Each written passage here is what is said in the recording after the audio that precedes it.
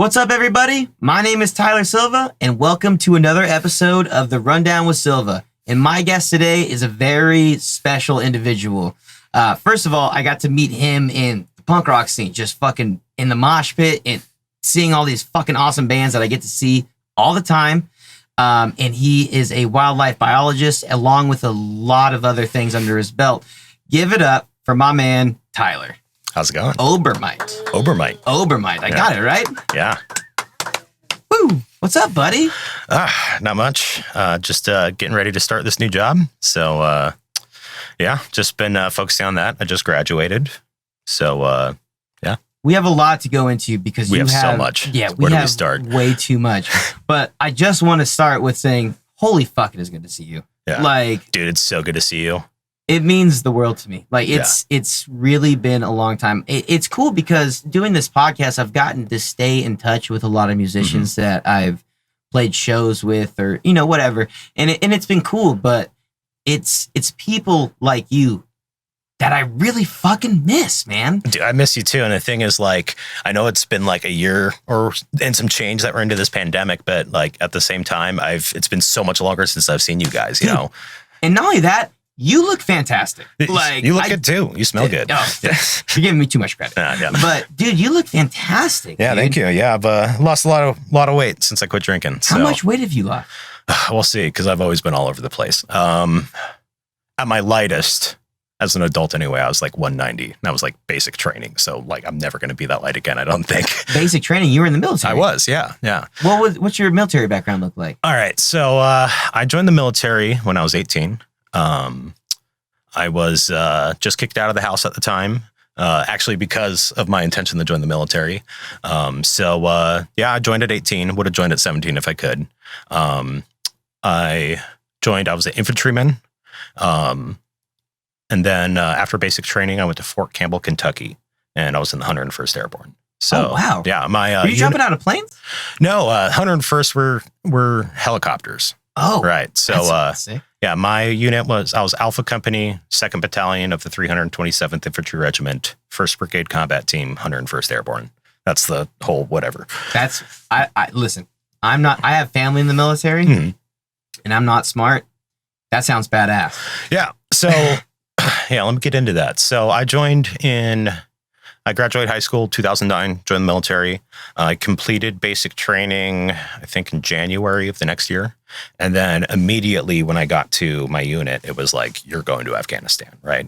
And it wasn't, and also for context for the time period, this is the surge. So what happens is... I'm sorry, but when you say the surge... I'm getting into that. Oh, okay. So what happened was... President Obama is in office, commander-in-chief at the time. The idea with the surge was to pump a lot of troops in Afghanistan to get control and then to transition away from Afghanistan, right? Get out, have the Afghan National Army take over security, all that. So we were the spearhead of this push. And, the way it was described to us by General Campbell, I think, when we were shipping out was, you guys are the tip of the spear. You guys are... of course, it's bigger than just my platoon. It was this, the whole surge. It was the entire army involved, right? So I joined. I don't even get to go to combat training. Now, I did my basic combat training, but before you deploy, normally you do this JRTC, Joint Readiness Training, they call it, and just to get you ready. They have a mock-up Afghanistan there in Fort Polk, Louisiana. You go down there, practice missions for a month. And what does that look like? So it's down Louisiana, which does not look like Afghanistan at all. So no gators in Afghanistan. Yeah, no gators, no swamp boats. I mean, they had that there. But, I didn't know what it looked like, going in because, I just showed up. They were already at training. And so I didn't receive any real training other than, stuff that was really hasty around the unit. And I go straight to Afghanistan, right? So we were on a base called Cop Monte. This is 2010 to 2011 when I was there in Kunar Province, Afghanistan. So I did a year in combat, and it was, a lot of combat. Really? Yeah. There's several documentaries about my not only my AO, which is area of operation, but my unit. I think they are. I actually haven't seen them myself. They're, hard to watch. I imagine, I don't know. I haven't seen them, but it's like, I've been there. I don't need to see it. I'm good. Holy But shit. yeah, No Greater Love. I think that one was produced by our chaplain. And then The Hornet's Nest. That one's on Amazon. I think that's probably the most famous one. And then Austin, can you write some of these down for me real quick and like in a text message or something like that? Mhm. I have all these platforms. Now. Another great one is Restrepo. Now I have seen that one. So that's where I was. That Really? area. I wasn't in the Kangal Valley. I have been in some offshoots. I've been close. I wasn't there at that time, but that was very near to where we are. And that's probably one of the best representations other than the actual documentary of what it was like over there. So, everyone's like, oh, it's hot over there, huh? And it's like, no, I was up in the mountains, Pakistan border. The coldest temperature I experienced there was probably around -20. Hottest, maybe 90. It was up in the mountains. -20 to 90. So, I mean, of course, we're in the mountains. We're in the Hindu Kush mountains, and that mission in particular was they dropped us off in this ridge line pretty much above enemy territory. It was this village tucked back in this river valley that, there's no way we're getting to it without all of our trucks being bombed. And it was a guaranteed firefight every time we went to this valley, and, it's funny because like you never think about how bad it was when you're there. You never think, like when I was there, I'm like, oh, this is just war. This is what war's like, and it's like afterwards when you realize like, okay, wait, maybe this was a little bit extraordinary. And what I mean by that is like the first time I saw a PTSD therapist, right? And they're like, so tell me about what happened. And I'm like, what do you mean? It's like, well, so what's the big combat event you're in? And I'm like, wait, which one? And so it was like this assumption that, it was maybe just a handful of times. And it was like, it was every day. If you don't mind me backtracking a little bit, but you said you had to see a PTSD therapist. Oh yeah, I've seen therapists. So was this like required or like on your own will? So I mean, like that's the thing is mental health in the military back then and still today is very taboo. So we went over there. I did a year of combat, and it was a lot of combat all the time. I have no idea where to place the amount of times, but I can tell you it's over 100. That's a number, like it's definitely over 100 times, because during fighting season, which is, the summer when it's not, everything's covered in snow, and also during Ramadan, which back then fell in the fall, I remember, because I think we're just getting done with Ramadan. I'm not sure now here in 2021, but back then I remember it being in the fall, and that was like, it was like the playoffs. That's when everyone's coming to kill you, and, so yeah, there was times where it was like multiple times a day. They're dropping mortars on you in the morning, shooting sporadic machine gun fire at your base all day, and it got to the point where it's like they're not even letting you sleep. So like I remember sitting there in bed listening to mortar rounds impact. We're getting shelled by artillery, and there's nothing you can really do about that. I'm an infantryman, right? I'm a machine gunner, but I'm like, I'll just stay in bed until I hear small arms fire. When I hear machine guns, then I know, okay, it's time to party, but like, I'm just going to try to sleep through these shells because it hasn't stopped for weeks, Yeah, I'll tell you right now, I have family in the military and I'm not like any sort of military, but what was your, what do you call it, your rifle, or what was your weapon? Well, it changed a lot. I went over there as a grenadier, and which entails? Oh, grenadier, I carried a M4 carbine with an M203 grenade launcher, 40 millimeter, single shot, underslung. And that's why I went over there initially. But after, we lost a lot of guys in combat, and one of my squad mates was killed. And when that happened, I had to, take over his role as well. And just continuously shorthanded. I mean, I can't even remember. I think we went over there with around 40 people in our platoon. And I remember at the end, we're doing missions with like 12. And not to say that, like, that's not a representation of the killed in action. Of course, but, I mean, it's it has to do with how many people are on leave, how many people are good to go outside the wire. Okay. So, I mean, yeah, we did incur casualties, but I would say it was around, I think somewhere around 10% of our unit. God damn. Yeah. I don't know. Company's around 100 guys. There's 10 guys I was real close to that we lost. But not real close, but. How old were you at the time? Oh, I was 18, 19. Jesus Christ. So really young, yeah. But anyways, lost my train of thought there. But yeah, M203 grenade launcher.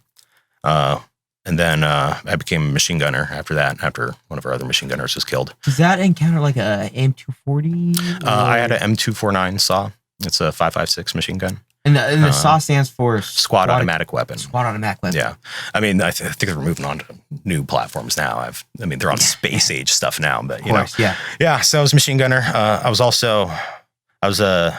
I guess a designated marksman would be the appropriate word. I'm not a sniper. I want to draw a distinction from that. Yeah, but right. What happened was someone from our sniper section had been demoted unjustly. It was funny. He accidentally mailed home ammo. All right, I'm going to leave him unnamed because I don't want to. Of course not. Yeah, right. Yeah. So he accidentally mailed home ammo. What happened was he had one of his vests. He's like, "Oh, I'm not using this one. I'll throw this one in a box and mail it home." Right. Well, what happens is the mail guys find it and they see the ammo and they're like, "Whoa, this guy was trying to send home ammo." Instead of being like, "Hey, man, you accidentally sent out ammo," they started a criminal investigation. I mean, I don't know if it was because he was black. Like, "Oh, this guy's trying to send home ammo." Like I think an easier way to do it would be to buy it in the United States. Yeah. Not mail it from Afghanistan. But they started an investigation into him, and then they started investigating him because he was Muslim. And he was. And then like, when they figured out that, he had no ill intention, the only thing they could finally charge him with that they could make stick was behavior unbefitting an NCO, a non-commissioned officer. And they busted him down in rank. And when they bust you down in rank, they have to switch your unit because you're losing face with your men. They swap you around. So kicked him out of the sniper section, moved him to third platoon, third squad, Alpha Company. And he was my team leader. And so how it would work is most of the time he was the spotter. Usually the most experienced guy was the spotter on missions where I was a marksman. If you don't mind explaining, but there's a difference between a spotter and a marksman. Right. So I was, that rifle was an M14 EBR, semi-automatic 308. Could do about 800 yards. It disappears after that. We literally had a rock 850 yards from our base pretty much. And it's like, you just shoot at it and then you wouldn't even see where it hit, but it's like 800 yards. I can hit a card, no problem. But, back then I could anyway. So, he was usually your most experienced shooter is the spotter. The guy's looking over your shoulder with a spotting scope. And after you pull the trigger, sometimes before it even lands, he's telling you what your next correction is, And your first shot doesn't hit its target usually. Your gun's cold, your gun's clean. I remember mine would hit 2 clicks low and 2 to the left. But yeah, I was it just depended on the mission, Sometimes you really remember the detail of your rifle. Yeah, it sounds like. So that's the thing. It's like I was really into guns for a while, right? I love guns. I'm a huge. I thought I was into guns. Now, really? I'll put it this way: when I was a kid, I always had an interest in firearms and a respect for firearms. Right? My dad was a hunter, and I remember back then, I asked my dad when I was a kid one time. I'm like, "Hey, why don't we have any pistols?" And he's like, "We don't have any people killers." Is what he said to me. And my dad was a lifelong hunter. Is a lifelong hunter.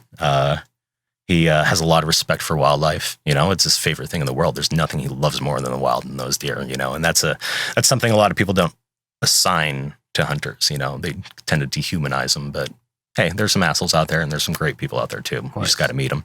Of course. But I always had an interest in firearms, a great respect for firearms as tools, and introduced to him real young. I got a BB gun when I don't know I was how old, but my first gun was a 22. And there's different ways to think about it. It's like there's safe use, and it's like, my dad never had to worry about us going in there and picking up a gun and harming ourselves or another one of our family members because raised right because we were raised around them. Yeah. We had a great respect for them, right? And I still do to this day, and especially because of Afghanistan, actually, and not as a soldier, but as a free person and guaranteeing your freedom. Like, we would arm Afghans. We go to this new village. Right. It's like, haven't met these people before. We're like, hey, we're Americans. You had to say that because there's some place we went to and they thought the Russians were still there, and it's like, hey, we're Americans. Like, you guys have any AK-47s? You don't?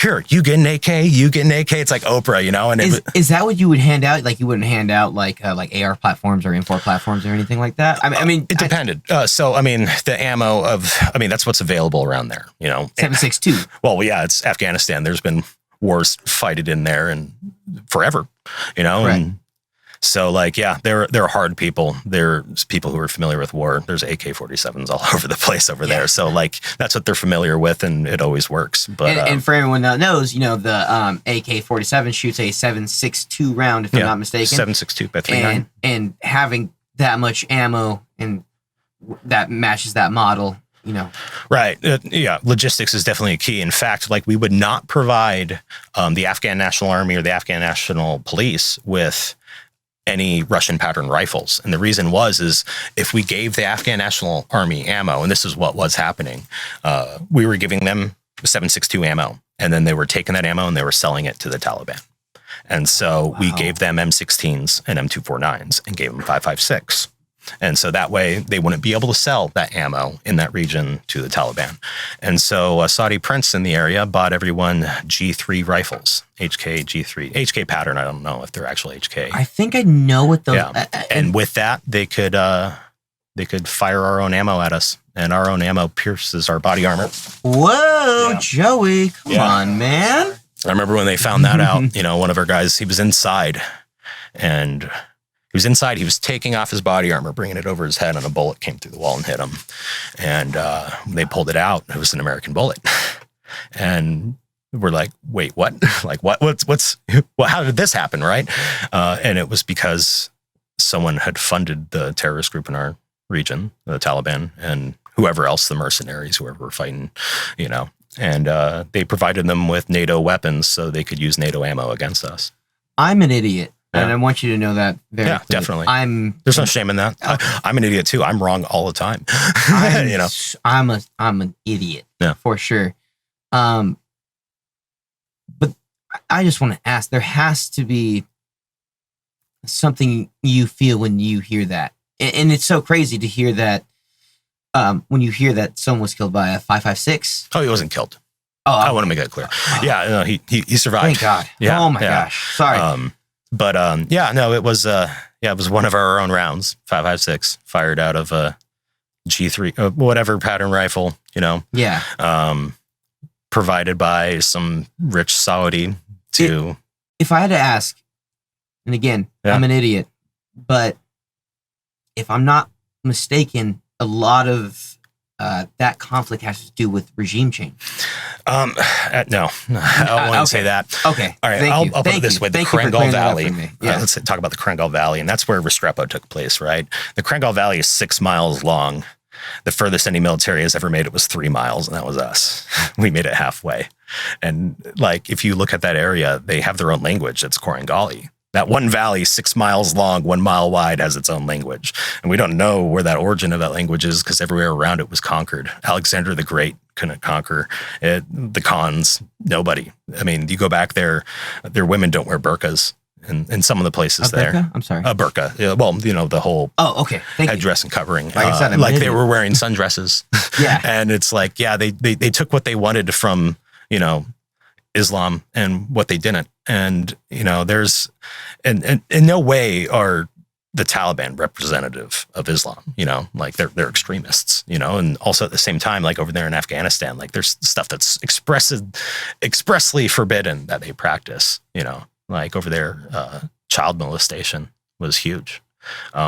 It was really popular for young men to be presented as girls and were raped almost ceremoniously. Like they would serve them tea and then practice having sex on this little kid, and they called it a cheska, and that happened.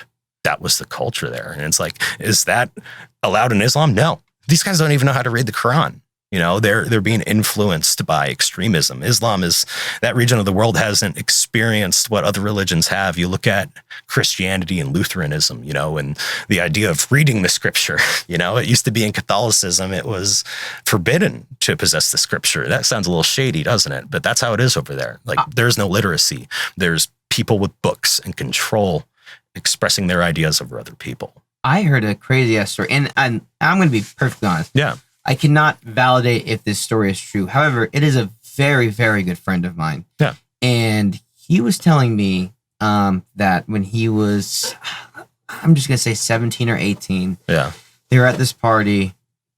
This girl that he knew pretty goddamn well family and everything and whatever, went missing. And she was missing for years and years and years. Mm-hmm.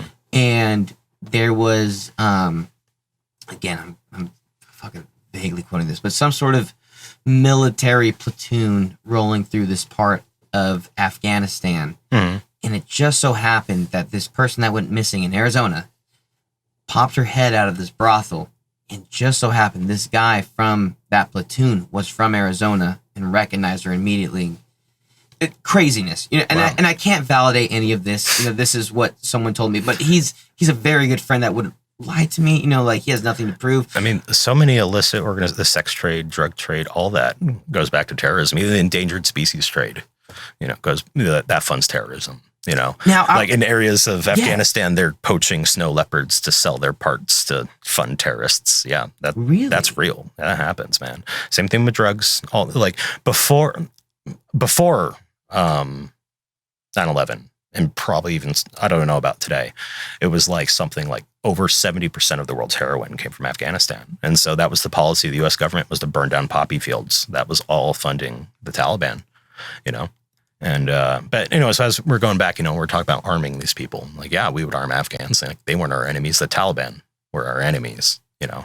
And that was what happened. These people would come in there, these religious extremists, and if they weren't, you know, living how they dictate, they would be harassed. Their kids would be beaten if they, you know, didn't have a long enough beard, and, you know, they would kidnap their children. And so, yeah, we'd arm these people. Like, yeah, hey, the Taliban have been harassing you. Next time they show up, shoot them in the face, you know? And like that, I remember actually one time we got spun up, like we're running to our trucks, getting all of our gear on, you know, the Taliban are entering this village, you know, they called us, and we're like, all right, let's go. And we get called, all of a sudden we get another call, and they're like, no, stand by. You're like, we're aborting this mission. And I'm like, well, what's going on? And it's like, oh, they don't need us anymore. They chased them off. It's like they used their rifles and chased the Taliban off, you know? And it's an important distinction that it's like, you know, these people there are at odds with the Taliban, but at the same time, they are at odds with us. You know, any of the people who'd ask there, it's like, how do you feel about the Taliban? They're like, Taliban, no good. American, no good. They want Afghanistan to solve its own problem, you know, but I'm not confident that's ever going to happen. You know, it's hard to think that, you know, it's been over 10 years now, right? It's 2011, you know, and like we're approaching this part of like, there's going to be kids going to Afghanistan. Or I guess we're pulling out now, but there's going to be kids going to Afghanistan that weren't even born on 9/11. Yes. You know, and like, it's hard for me to think about it. It's like when you think about what I participated in, you know, and like, like just the other day, the Taliban bombed a girls' school over there, you know, killed 60 people. And, you know, and they do that in our province too. 2 girls were walking to school, and Taliban splashes acid in their face because they're just trying to go to school. And so, yeah, we'd hunt down these people. We'd fucking kill them. Dude, everything you're saying is ridiculously heavy. And eventually this had to come to an end for you. Right. And so like, that was the thing, is like, you know, I remember sitting in a gun turret one day, and there was this sergeant. It was like one guy on my team, and the sergeant who was fairly new to us. He'd arrived a few weeks earlier, replacement, and, you know, been with us for a few weeks, seen combat. And I just overheard this conversation. I don't remember exactly where I, you know, started eavesdropping, you know, but they were saying like, you know, like, what's going to happen to these kids? And they were talking about us. They're talking about, you know, all of us young soldiers. And it's like, I just remember him saying, he's like, I'm going to go home. He's like, I'm going to see my wife, and I'm never going to think about this again. And he's like, what are these kids going to do? And because it was so much, it was endless. And, you know, I remember it got to this point where like I was so used to just dumping adrenaline, I guess. It was like my body was just dumping it on its own. We got to the winter when like fighting wasn't as intense, and I just would have these massive adrenaline rushes out of nowhere. I'd be like taking a shit. And all of a sudden, just be amped? it just, you know, like the movie 300 where it's like slow motion and then really fast. And it's like, that was my experience whenever I was on adrenaline. Like everything felt super fast, but choreographed and perfect. You know, everyone reacts to combat differently. I remember guys over there like, yeah, I can't wait to get over there, you know, like all gun-ho. The first bullet goes over their head and they just crack. They can't do it. You know? If I had asked, like, first of all, I maybe 2-part question. Yeah. Like, were you one of those guys when you first got in? And then second of all, like, what was your first time like? So like, I remember I was pretty naive going into it. I joined the military. I was, Star Spangled Eyes, thinking I should serve my country and all that. And, I remember going over there. Sorry. Can you ask your question again? Yeah, no, I was just asking, like, you talk about, like, kind of naive people when they first go in, like, yeah, I want to go fuck some people up. Right. You know what I mean? And then, like, were you like that? And No, then, like... I was never like that. Okay, perfect. Like, that was the thing is, like, I've always been a person that's, like, all we are is a product of our own experiences, right? I never had this us versus them mentality. In fact, on 9/11, my best friend, his name was Ahmed, and I would go to mosque with him every Saturday, right? And all this Muslim hatred that came post 9/11, I remember my dad saying to like 9 or 10-year-old me, about how like, oh, they just hate us, like they just hate us. All Muslims just hate us. And I'm like, no, they're pretty nice. Like go with Ahmed to the mosque over in Tempe. Like I'll sleep over on his house on Friday or, go with him to the mosque on Saturday. And it's like, I never bought into that rhetoric. 9/11, this us versus them. And how old were you? If you don't mind me asking, how old were you at that time? 9/11. I was born in 1991, so okay. So you were so you're 29 right now? Yeah, 29. Okay, I was born 92. I'll be 29. Okay. I thought you were doing math for a second, but I think I was just trying to think about different we're in age because the experience you have are completely different. Right. And yeah, so I always made sure that I was in my mind that I was never going to dehumanize these people, and they are people. They're beautiful people. I love the people over there. And yeah, I would love to go back. I would actually love to go back if it wasn't such a dangerous place still. I hear, it's so crazy.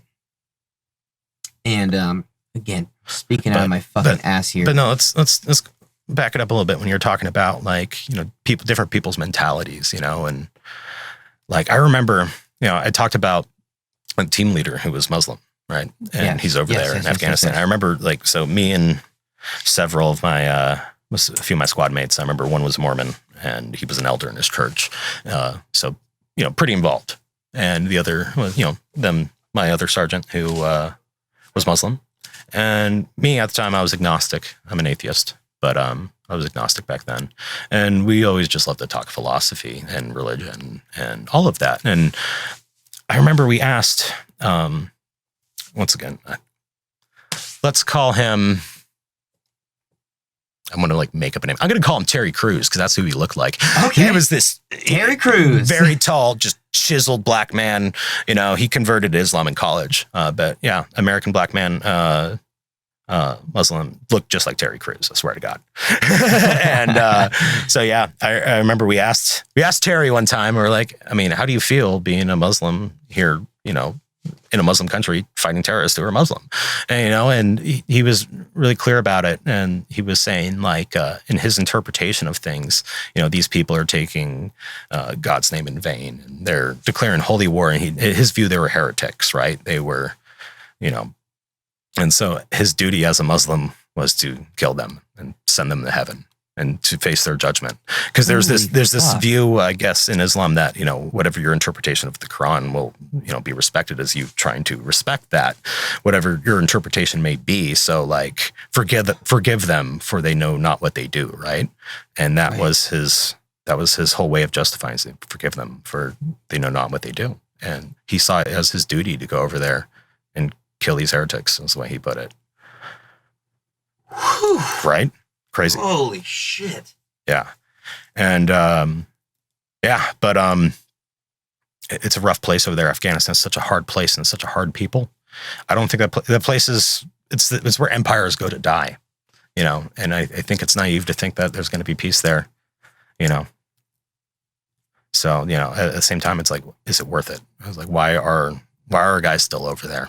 And, just to be very clear, I'm anti-war. I'm very anti-war. I've been there. It's not fun, and it's the most horrible expression of humanity that there is, or the lack thereof. And, and so like, I have a special, how do I put this? I mean, there's so many, views that people have. It's almost like, if you challenge, the military, you're disrespecting our troops, right? You ever hear that like rhetoric from people?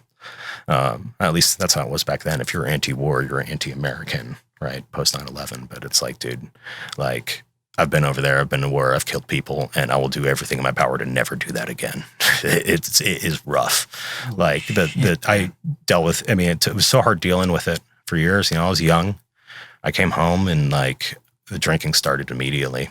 And it was just to get to sleep, to stop the nightmares. It was drinking as much as I could just to, you didn't want to sleep. If you were too fucked up, I want to dream. And so let's talk about mental health though. Let's talk about. I really want to, and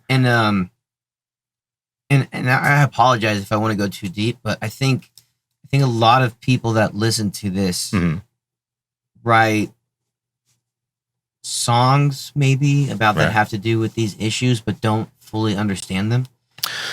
I mean, speaking of that, there's what's that song? Letter from Iraq by the Bouncing Souls. At least I think that's what it's called. I remember reading this book years ago about, it was a soldier, a punk in Iraq. And he actually wrote lead singer of NoFX. What's his name? Fat Mike. He actually had a correspondence with Fat Mike. And it was a really interesting perspective of the war over there, but it was a really good one. And I wish I could recall the book off the top of my head now, but it summed it up so perfectly. Is like, we had no idea what we were getting into, dude. We're just kids. We're kids. They gave us guns and they sent us over this to the other side of the world, and it's a fucking scary thing. It's like you think of this like tactical, well-planned, military, well-oiled machine. But I mean, dude, it was a shit show. I gotta ask because it's so crazy because I know you. Like when I first met you, I knew you as a punk rocker. These guys come to shows and it's just a super fun time. Like we were drinking together, and I know you're not like drinking anymore, but it's after hearing everything that you've told me, even already, you as a person have to spot a certain amount of ignorance in a lot of the things that, I don't know, maybe our scene has to say, or even the world. I try not to judge, really? Because they think, I'm ignorant to all sorts of shit. Like there's all sorts of things I don't know. Right. Of course. Not everyone can have the same experience. But if I had asked, like when you, and this is a very, very vague question. You can answer this 100 different ways, I'm sure. But when you see someone singing songs about anti-war and just getting fucked up and passing out on stage, do you feel some kind of way? I mean, I don't know, because I'm all for freedom of speech and expressing your opinion. Of course, freedom of speech. To me, dissent is patriotism, right? We live in the only country, like there's not a lot of countries in the world where you can be like, fuck the president of the United States, right? Yeah. There's not a lot. I can say that because I'm an American and I'm on American soil. I can't say that about Mohammed bin Salman in Saudi Arabia. I'll be chopped up into tiny little bits and sent back to Riyadh, just like Jamal Khashoggi was, right? So, like, I mean, to me, dissent is patriotism. Being critical of your government is patriotism. To me, there's nothing more democratic than that, right? I mean, like, I'm not one of those people who thinks that, like, oh, this country's infallible. No, it's incredibly flawed. It's incredibly flawed. Of course. I guess I'm just wondering, like, something about. I'll put it this way: like, for example, people burning American flags, right? Yeah, I will fight for your right to burn American flags, and like, just for people to say that, like, kneeling during the national anthem is disrespectful, is the biggest line of bullshit I've ever heard. Well, you know what? Because Colin Kaepernick, right? He's taking a knee, right? Yes. And like people are like, oh, that's disrespectful to the troops. And it's like, he's disrespecting the troops. Like, no, he's not. You know why? Because he said he isn't disrespecting the troops. Yeah. And that's the whole reason he was kneeling. I guess he started off sitting on the bench, and then he started kneeling because he wanted to be more respectful. I think that, and that's what we do in the military. I think that's fucking. For people to like be like, oh, he's disrespecting the flag. I'm like, all right, snowflake. Yeah. Like, dude, like, and that's the thing I hate is like when veterans try to act all offended like that, the recreational outrage, they have to get involved because someone was disrespecting the flag, you know, and then like somehow inject their personal experience into it as if it was an attack on them. And, here's a perfect example of this. Like I saw on like Facebook or whatever, like it was something to do with Chelsea Manning. Right. And Chelsea Manning was the soldier who gave a bunch of information to WikiLeaks about the government covering up the amount of deaths in Iraq and also covering up the. Did that have? I'm an idiot, but did that have anything to do with like the Hillary Clinton Gaza stuff? No. Okay. Way before that. Go on. So please, yeah, go on. Chelsea Manning. Chelsea Manning was imprisoned for being a whistleblower under the Obama administration. You know, Obama passed all these whistleblower protections, and that's, I think, why he pardoned her on the way out of office. But I mean, like, hey, man, if you were claiming to be about whistleblower protections, you would have pardoned Edward Snowden as well, right? Oh, but yeah, so like it was something, I don't know, it was some news article on Facebook, you know, and that's just the cancer of the internet, the comment section on news articles, right? You know, it's half the reason I got deleted the Facebook app on my phone, you know, and it was something about Chelsea Manning and everyone calling her a traitor. And it's like, she's not a traitor. She's a patriot. And it's like, she exposed all this stuff to the American people. You know, like, I don't think she's a traitor in any sense of the term. You know, I guess there's an argument that some of her intelligence that she leaked may have compromised some U.S. soldiers and put soldiers at risk. And I think that's just that's such a line of bullshit, in my opinion. But like, this guy was just commenting about like, I don't know, something about how, like, this person's a traitor. And I'm like, how? You know, and like, I don't know. I forget how I got into it, but it's just like, I said the word vet flake, which is a word I like to say when veterans try to get offended at someone expressing their freedom of speech or their dissent, you know, and like, they just try to insert themselves into the argument. And like, how did it happen? Like this, I said vet flake, and this guy's like, explain that very carefully. I lost my leg in Iraq or something like this. And I'm like, this is exactly my point. What does your leg have to do with Chelsea Manning? Right? I'm like, dude, no one gives a shit about your leg. Like, and for you to sit here and try to make it about your leg, it just shows how brainwashed you are into thinking that if anyone questions the foreign policy, that they're personally offending you and offending the military and service members. Like, no. Like, we have freedom of speech for a reason, man. Like, if you don't mind me asking, how long were you in the service for? I was in for 3 years. So, so I was in the military for 3 years. I got home from Afghanistan, immediately sought out a therapist, right? And so it was pretty rough on you. It was actually, I remember I was on the way back from pretty much the front or whatever. But and how old were you? I was 19 on the way back, I guess. Holy I think shit. 19 years old. And I got to one of the larger airfields. So we're at a combat outpost out in the middle of nowhere, getting shot at all the time, right? And once we got back to the first major airfield is when I went and saw a behavioral health expert. And I went into her office and I said, please let me stay. Was there some sort of... And what I meant by please let me stay is I said, please let me stay in Afghanistan. I don't want to go home. Oh, wow. That's right. Okay. And the reason is because like, I didn't think I could live with anything I saw over there. You know, I had accepted very early on that I was going to die, especially in the beginning, because we lost so many men so quickly and right off the bat. And nothing in my mind made me think I was going to survive. I'm like, no, I'm going to die over here is what I thought. How do you make that decision at such a young age? Like, what you know, like it was how do you, I'm sorry. Okay. So like the first, but like, how do you, like, that's a huge, like, mindset. You know what I mean? All right. I'll put it this way. So we went over there in like late April, early May. Right. And in June, we lost, we had a catastrophic IED, pretty much. We're the reason that Humvees aren't used in combat anymore. They set off an IED underneath one of our up-armored Humvees, and all that was left was pretty much from the windshield forward. It looked like it was intact. There was nothing left of that truck. We were looking for pieces of our friends. Yeah. And like that actually became an issue. Apparently they couldn't find a piece of one of the soldiers. You know. Holy shit. But yeah, it was, I mean, catastrophic IED. And that was right at the beginning. We lost 5 people.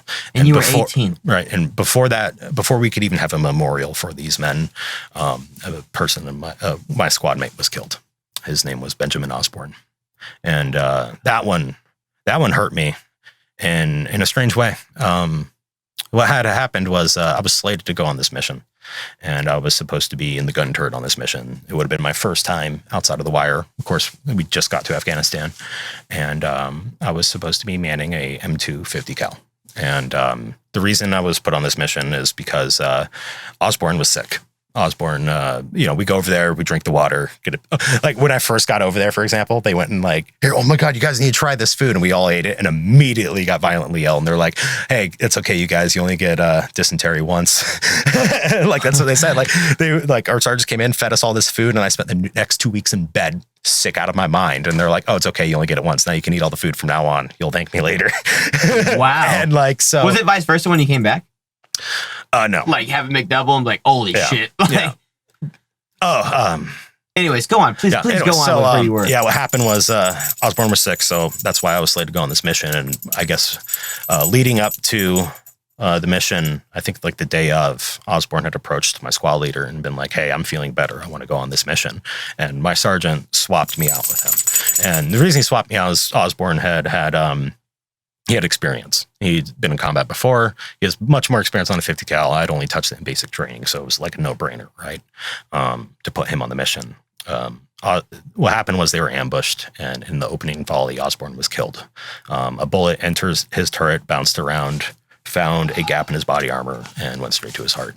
And I blamed myself subconsciously. I feel like that's the experience for so many people with PTSD is they find this way to unjustly blame themselves. And I blamed myself for not knowing enough about weapons. Because that's why he was picked, because I didn't have enough experience on a 50 cal. And I became obsessed with firearms after that. I became our platoon armorer. I had plans to go to gunsmithing school. I was obsessed with firearms. And then after years and years, I realized that like I didn't love this. I was trying to make up for Osborne's death. Oh, shit. And I do love guns, but like I'm not trying to be a gunsmith anymore. It's not my life. Fuck, I've let go of that. But yeah. That was my way of coping, thinking like, oh, I'm going to make up for this by learning everything I can. And it was because of that they put me on a different weapons system, actually. They put me on a Mark 19 grenade launcher. And I was the only one allowed to touch it. Anyone else would touch it, and that thing would start jamming.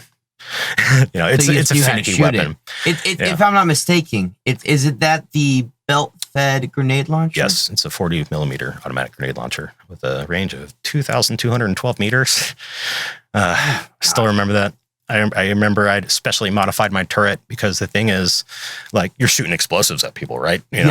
First of all, that thing has to feed in correctly. Yeah, it jams. It's a finicky gun. I'm not going to say it jams a lot. You have to learn the weapon system. And what happened was I couldn't put the turret up very far. And the thing is, we're in the Hindu Kush Mountains, right? We had people straight up on the cliff shooting straight down at my truck. There's been times where, like, there was no cover. I'm shooting straight up with a rifle because my machine gun won't go high enough, and there's guys on the cliff tops trying to kill me. And yeah, I'm stressed out. And so like that grenade launcher couldn't aim that high. I found that out really quickly. We get out in combat, go to level my gun, and it won't go high enough. What do you do? I went and got my turret modified. What I did in the time, I grabbed my sidearm. Well, not my sidearm, my machine gun, which I kept in the turret with me. Which was the the saw, my M249. Yeah. So yeah, that happened. That's happened a few times actually. But so I modified my turret so I could put that thing up as high as I could to the point where I was doing indirect fire with it. That way I could even fire indirectly and drop them in, up and over. But that thing was a beast. The combat load for a Mark 19 was 4 cans of ammo. I carried 32 cans of ammo on my truck. That's how much combat we saw. I actually went through all that ammo at one time. How many grenades is that? Oh, well, each can is 32 to 48. And you had 4 of them? I had big and small cans. I had so many of those cans there. I was standing on top of them. The whole bed of the truck was filled with them. You never left without like... Oh, yeah. And you got to make sure you tie them down so that way if you flip over, it doesn't just turn the truck into a blender, because you have all these heavy cans of ammo.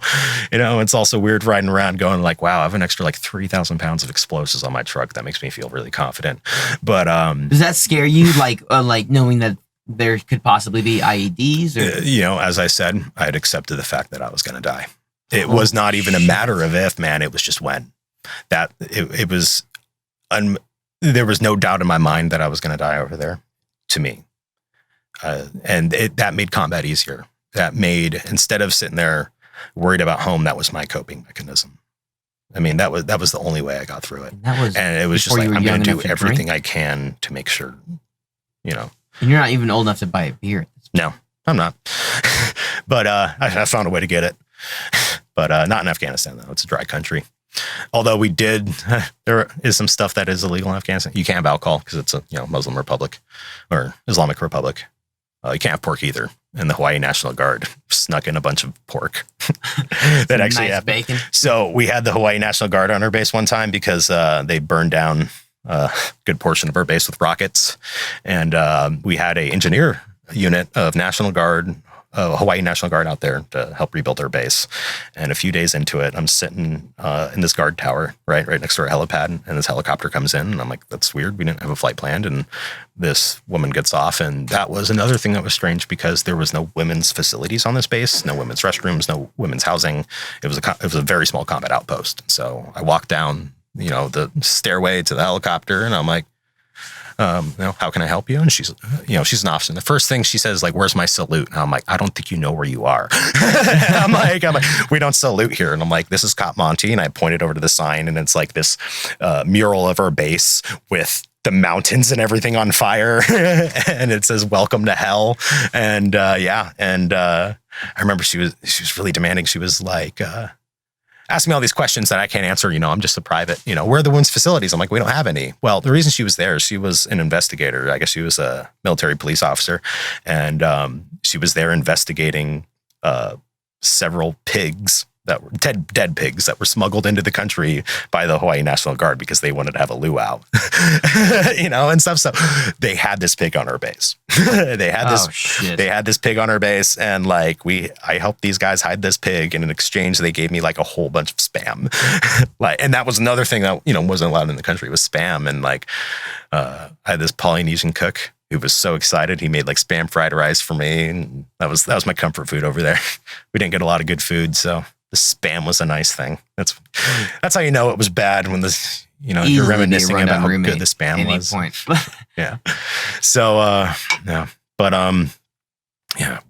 what tangent got us here talking about spam? Well, I have so many questions for you, but it's so crazy for me to see you, especially as a young lad. You were not even able to buy a beer in America at this point in your life. Funny story about beer, though. So when on the way over there, we stopped in Manus Air Force Base, which is in Kyrgyzstan.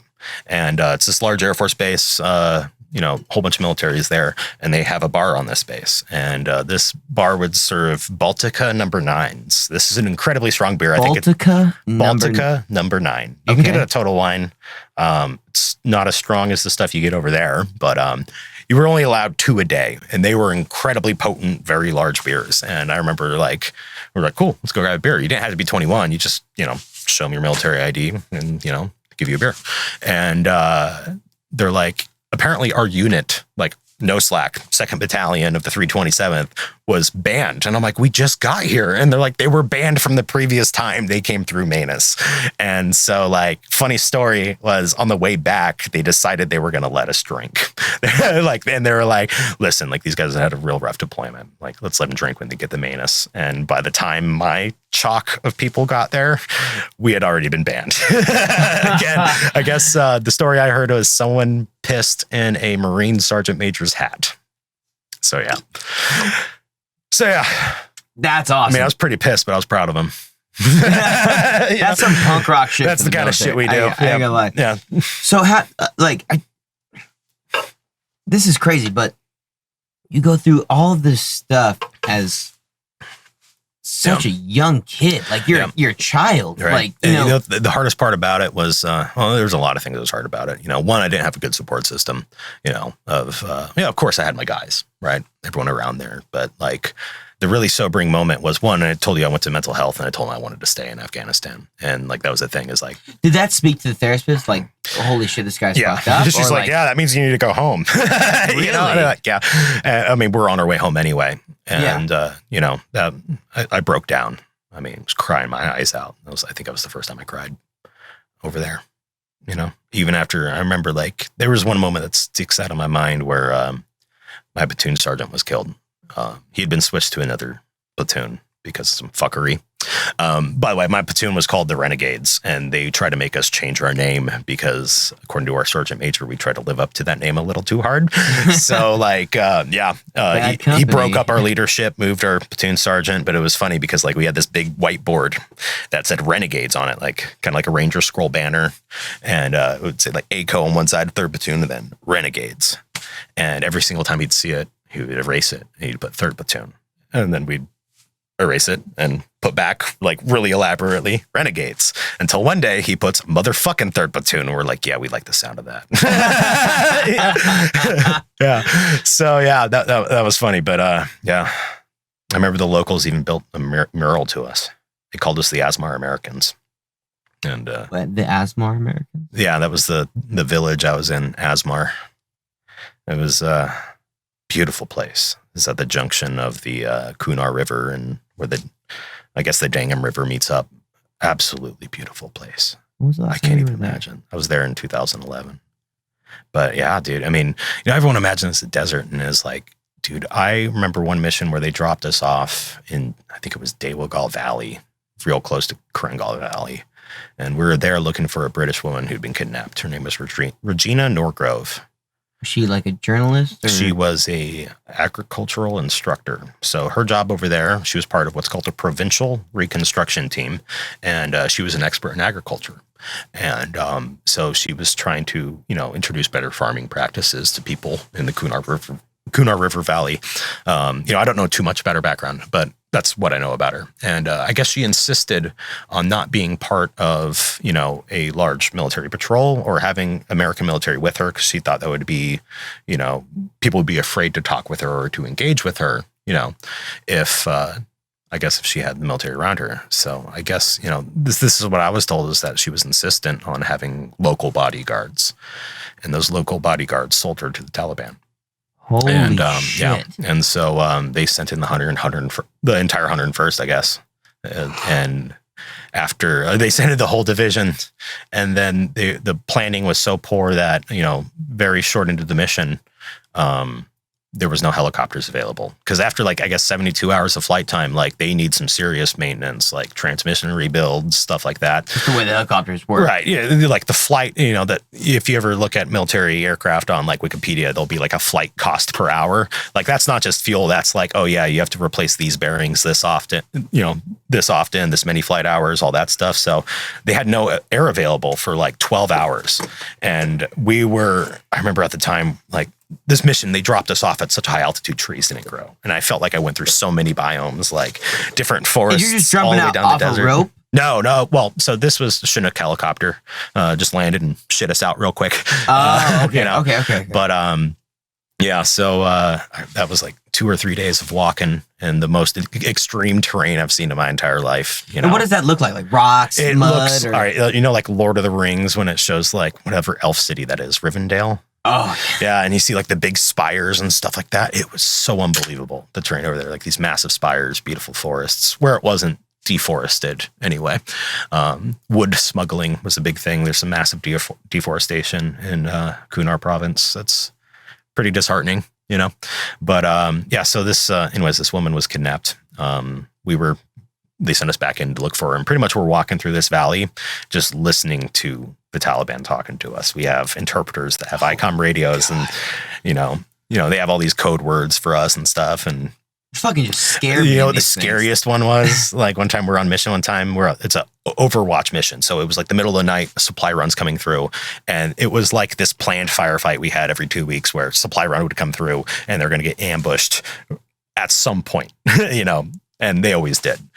And what had happened was, I guess several weeks earlier, someone's helmet had gone missing. He had left it on top of his truck with his night vision goggles on it. And then they found the helmet smoldering in the burn pit sometime later.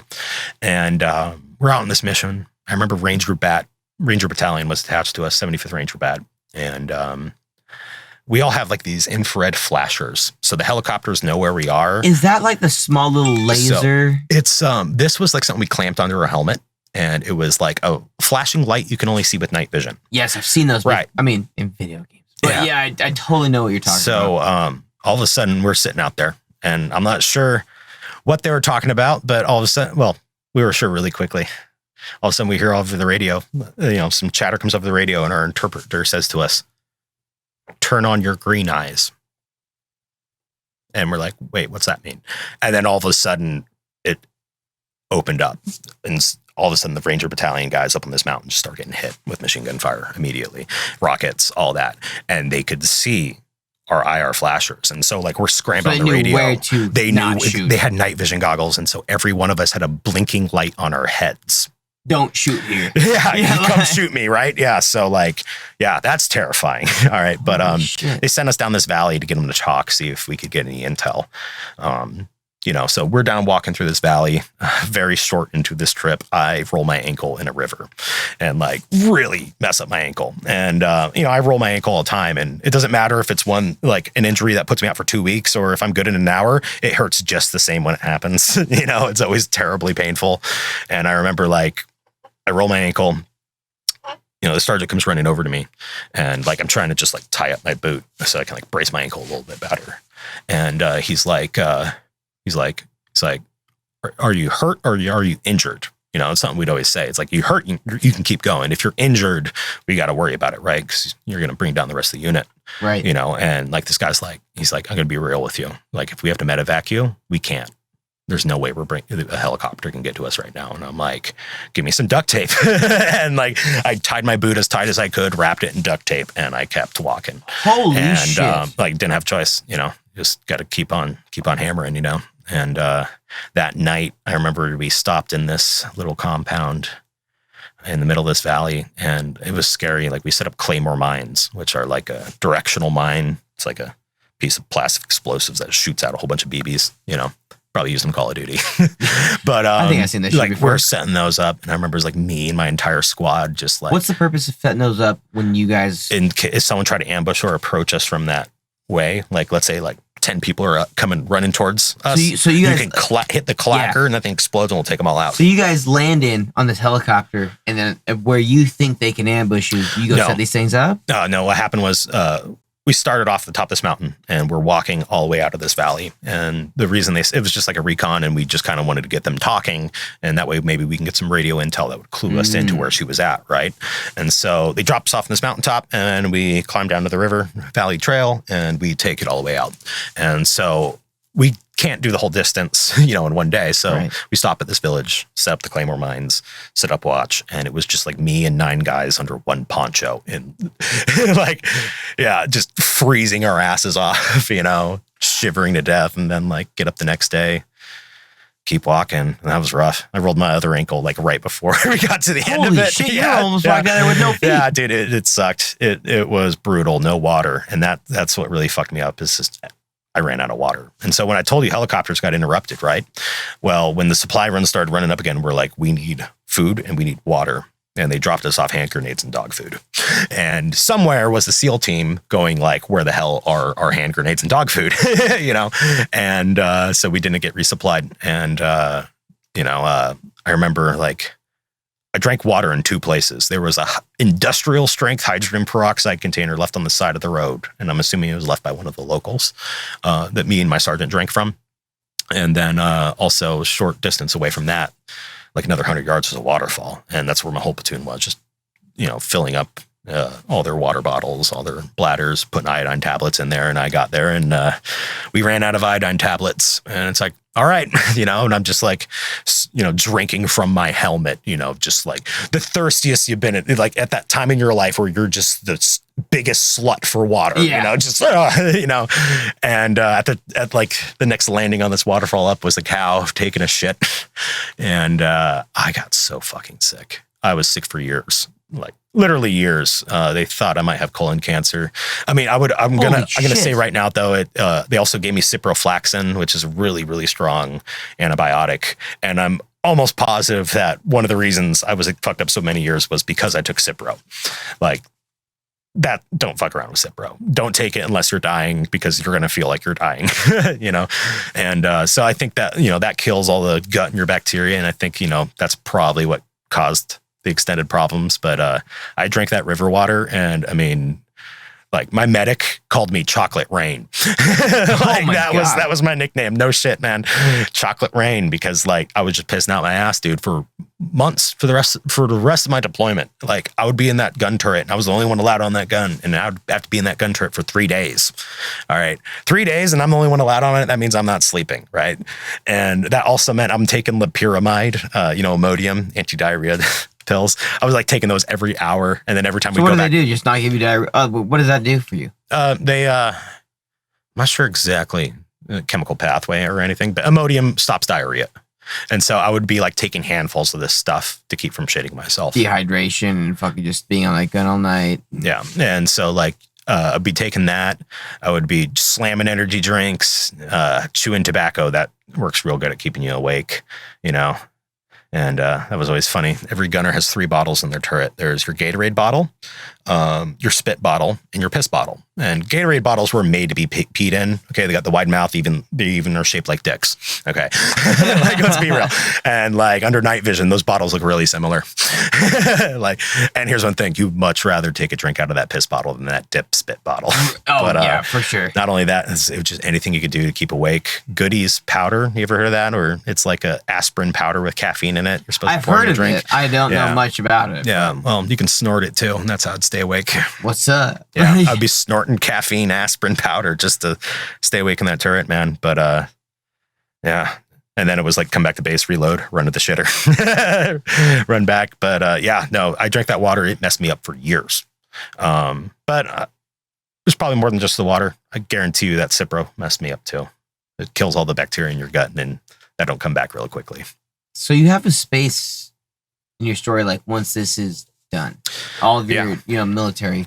So, well, so when I came home, you know, I gotta ask, like, what, like, once you're done, like, once you opt out of this military contract or whatever it is, you know what I mean? There has to be something about coming home, because so before I got out. Oh, go ahead, please. So I got home. I remember you get off, you know, the toughest part about that whole part in Afghanistan was coming home. That was the hardest part.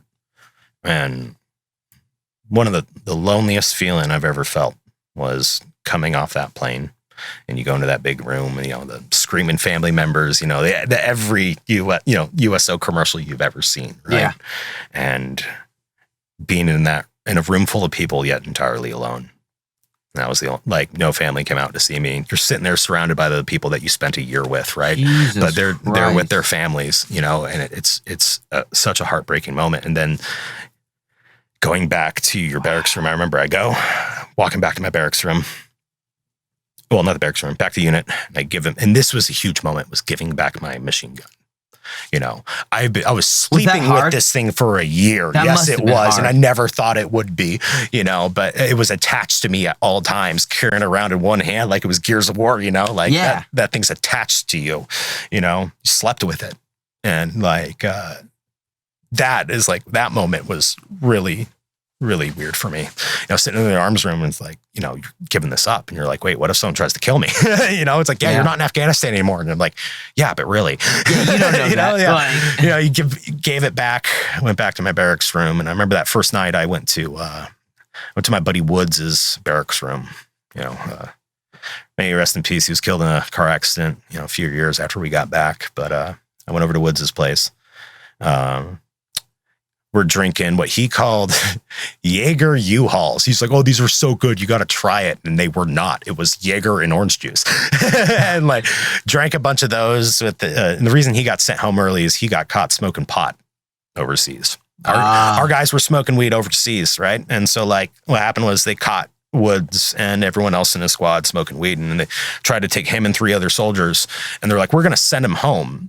And then they were like, we're going to drug test the whole unit. And then all of a sudden someone was like, yeah, I don't think you want to know. Don't ask questions you don't want the answer to, dude. I mean, like, yeah, these guys are smoking pot. have you seen where we are? Like, and it's everywhere. It's fucking everywhere. Like, where you'd be sitting there, like, on a mountainside, freezing your ass off, and you're like, God damn it, why is everything so sticky? And then the sun comes up, and you're like, oh. All this bud right here. Yeah. A few guys tried smoking it, but apparently it just give you headaches, but I don't know. Maybe I'm not sure if the guys were smoking marijuana or spice. That was another thing people haven't. I'm not sure if you remember that shit. Synthetic marijuana. Oh, bro. Spice, K2, all that. Oh my God. I smoked so much spice. It was disgusting. My God. We just thought, like, I was young too. I'm like, oh, legal weed. You know what I mean? That's exactly what I thought about it. And it was all the rage in the military, God. dude. Like, it wouldn't show up on a drug test. Like, smoking spice was huge. And I did try it. I tried it once when I was home on leave, actually. Fucking terrible experience. I was so blackout drunk, I wasn't aware of what was happening, right? And I thought it was a cigarette. And I smoked that whole thing, and yeah, that was not fun. But that was my only time ever smoking spice.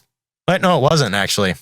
Right before we deployed, me and my sergeant, and one other guy, Dalo. Yeah, him, Lopez, and Dalo and Lopez. I smoked spice with them, and we went to a Chinese buffet. It was like the greatest experience of my life. What does it look like when you're done? You know what I mean? Like, turning your rifle, and like you have to go back to this. I'll tell you, I'm at Woods' place drinking those Jaegers, and I'm like, all right, time to go back to my place, right? And so he was they put him in a different building way across base, so I'm walking several miles back to my barracks room in a good old Tennessee thunderstorm, right? You know, and so I'm walking back, I decided to take a shortcut, and I cut through like some of these training yards because, you know, it's pissing out, you know, and also it felt funny walking on flat ground. I got so used to walking on like gravel. Oh, I'm sure. My brother told me that after his first time on a ship. Yeah. If you're like walking over river rocks and you know how that feels and how you don't want to turn your ankle, that's how walking on flat ground feels when you haven't touched it in a year.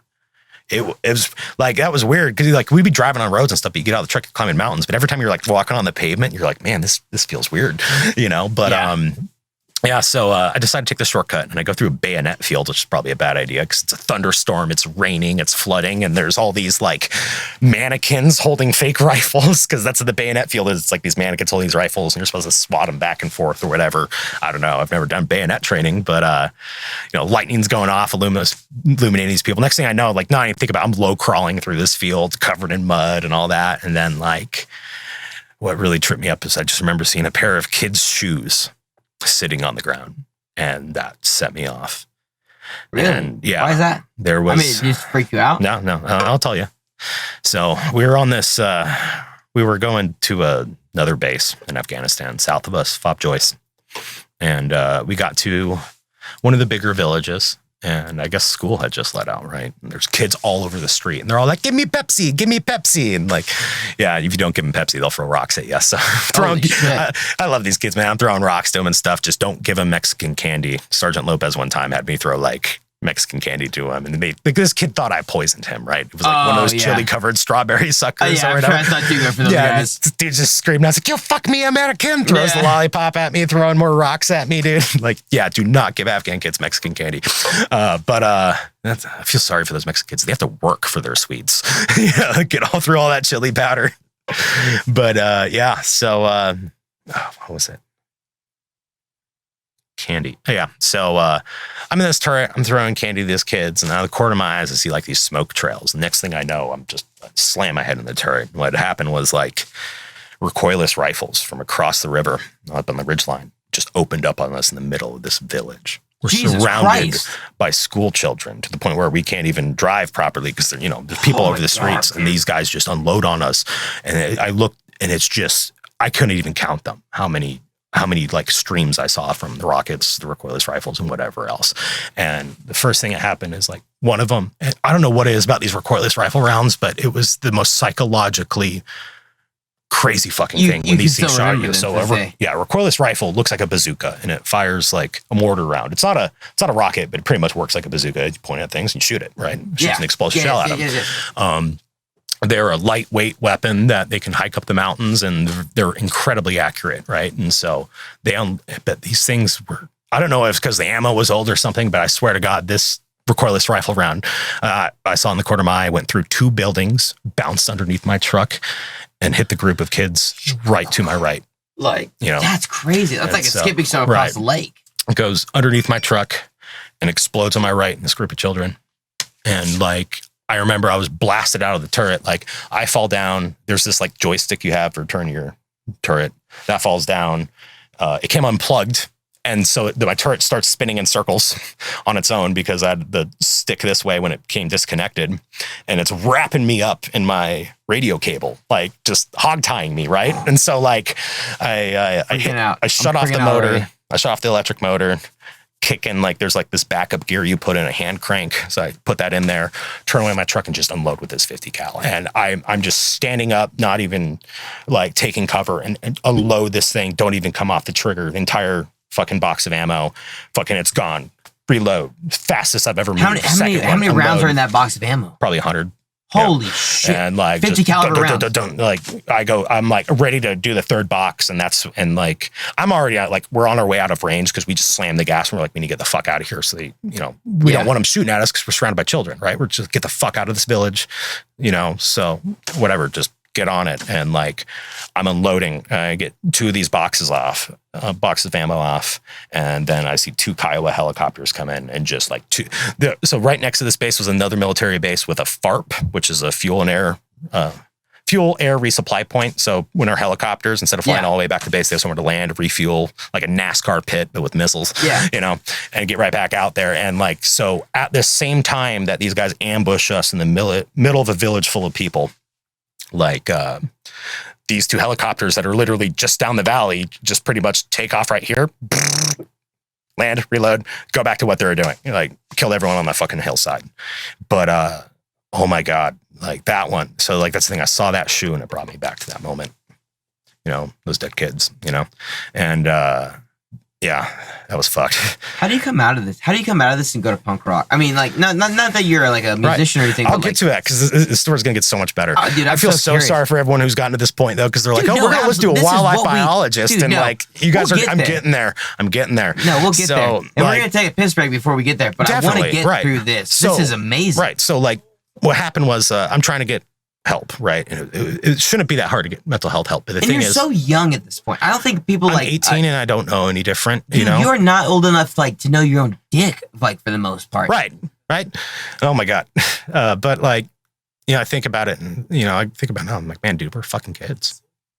We were children, you know, and like and experiencing the worst of this world, you know, and but you know, I'll come back. And that was the thing, is like, as soon as it was like, oh, Obermeit needs to get mental health help, he needs to go to behavioral health, he's a fucking pussy. You know, went from being like, hey, that's Obermeit, he's a killer. So that's like a stigma. Sorry, I definitely, really want to fucking like and put that out to there. this day. And the thing is, like, I mean, like, they didn't give a shit about you. I mean, like, that was the thing, is like, as soon as I was broken, you know, because that was the thing, I drank that water. I was sick. I was puking and shitting blood. I went, and it would just happen on and off. I remember, like, I was back for like a year, and maybe not even, I don't even know. And I was doing pretty good. I was around like 2 miles, 13 minutes. And all of a sudden, out of nowhere, it was like the next week, I can't run a half mile. And I'm like puking blood. And they're like, dude, what the fuck? You know, and all this. So like, I'm broke. You know, I'm on profile, they call it, which means like, oh, I can't go work out with anyone. I can't do training. Like, I'm fucked up. Right. And a lot of people on profile, not a lot, but a considerable amount are malingering, which means they're just faking because they don't want to fucking do work. And that happens all the time. And like, these people don't even, like, they get in basic training and they're like, yeah, fuck the army, I want out. Right. And then they would just send them to the unit anyway. And then they'd get chaptered out there. And so like, my first roommate when I joined the army was one of these guys who was like, yeah, I quit. And they're like, yeah, you can't really do that. And he's like, oh, okay, well, I'm suicidal now. He was a malingerer. He was. But at the same time, like, that was the thing. They just assume that's what you are, even if you are really hurt. Yeah. You know? And so like, the way I feel, it's like, I was a fighting dog. You know, I talk about, you know, that one sergeant was saying, it's like, man, what are these fucking kids going to do when they get home? You know? And, you know, we get home and it's like, oh, he can't fight no more. Well, let's get rid of him. Let's get a fighting dog, you know? And then it's like, yeah, he's not good to us. Let's, you know, Michael Vick him and throw him in the dumpster. But, yeah, I mean, that's how it felt to me. And like, I remember I came back, we had this platoon, these guys, you know, they're my family, right? And they immediately break up the platoon and shuffle everybody, which is fairly standard practice. So I have this new platoon with... Why is that? Like, why do they spread the platoon? I mean, it seems like you guys would have a good relationship and want to keep that. Share experiences. Really? Yeah. Well, like, you know, back then, I'm not sure how the military functions now. Like, moving around is seen as a good thing. Like, yeah, you take someone from 10th Mountain and then you send him to 101st Airborne. You'll take the stuff you learned from 10th Mountain and take it over there. And relatively a good thing. Right. And, you know, also, I mean, you need to reassess. Some people are going to be getting out soon. People are going to be going to new bases. So, like, you know, you got to replace the people who were killed in action. Right. Know? And yeah, or injured. But I remember, like, we got this whole new leadership and it was like, oh, yeah, fuck Obermeit. He's a shitbag, you know? And, yeah, I remember at one point, like, they were trying to accuse me of faking shit. You know, like faking my illnesses. I'm like, are you fucking kidding me? Like, and I took personal offense to that. You know, it's like for everything I've done for these people, for this unit, you know, and it's like, for what? You know, and that's how I feel to this day. You know, like when people thank me for my service, it's a dirty feeling because like nothing I did over there made you any more free, you know, and that's the big one. And like this whole brainwashing that, you know, this whole military industrial complex and this blind nationalism that we call patriotism, you know, and it's unsettling to me, you know? Yeah. But, how do you deal with coming out of the military so young? And I don't know if I want to say like going back to real life, but you have to go back to a society that you're obviously not used to. You deal with it with gratuitous amounts of alcohol. Well, but you're so young. You know what I mean? Yeah. Like you're so young. And I got out of the military, and so I got out. I actually got out early. They forged my paperwork to get me out of the military. I was sick. I was really sick. They did a colonoscopy. They did like 40 biopsies, found all this weird shit in there. And they're like, dude, this guy's not okay. He's got some serious gut problems going on. Remember, I drank that water, you know? And there was also like concerns about family history and colon cancer in my family and stuff like that. And they're like, listen, like in the Army, they're going to give you a colonoscopy once every 2 years. And like my PA was telling me, he's like, this can kill you in 6 months. If we, you know, like this can manifest and kill you in 6 months. And so he's like, if you want to get help, you need to get out of the military. And at this time, there's so much problems going on with medical discharge. Like, oh, you need to get out of the military, and it would take longer than your actual contract to get out of the military. It'd take years to get medically discharged. Yeah. And then not only that is you wouldn't automatically be enrolled in VA care a lot of the time if you didn't have enough time. So like the whole idea was like, get me out and then get me enrolled in VA care. And that would be quicker than me trying to do a medical discharge. So like what we did is, you have to like make sure you have to be under a certain weight, right? We forged paperwork to say I was gaining weight and was overweight and I need to get out of the military. And the funny part was I was losing weight because I was horribly sick, you know, and they did that for a few months and they chaptered me out. It was still an honorable discharge. And like my platoon sergeant didn't want to do it at first. And like, you know, this guy didn't like me very much because I was broken. He didn't know shit about me, you know? And, you know, he was really apprehensive about it at first. And I'm like, listen, man, you don't want me in your platoon. Get me out so you can get someone else in here. Like I'm broken, right? And so, yeah, he was the one who would do the weigh-ins and he'd look at the scale and he'd write a number that was higher to make it look like I was gaining weight. And they got me out of the military. And then I tried to get enrolled in VA care, and holy shit. At this time, I wish I would have known this, at this time is when the VA had their fake waiting list going on. So like, not only did it take me like almost a year to finally get evaluated for like, yeah. Can I get a beer? Dude, absolutely. Yep. First of all, we're going to take a small break here. Yeah, go take a piss. No, we're going to take a little group piss and stuff because what you've said is extremely heavy. And I want to end this small segment on this because everything that you have to say, first of all, is extremely relevant. You've lived it. You've been there.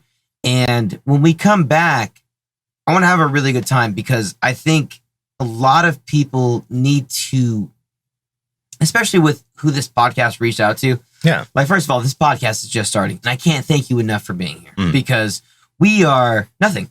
And it's really cool to have someone so important on.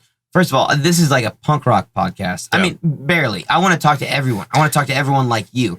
And the fact that you have such an aspect on everything stateside, you know, this is what people are writing about. But you live it and you've been there. And not only that, you were a fucking child when you were there. Yeah, and sitting there talking about punk rock is like all this eventually leads me there.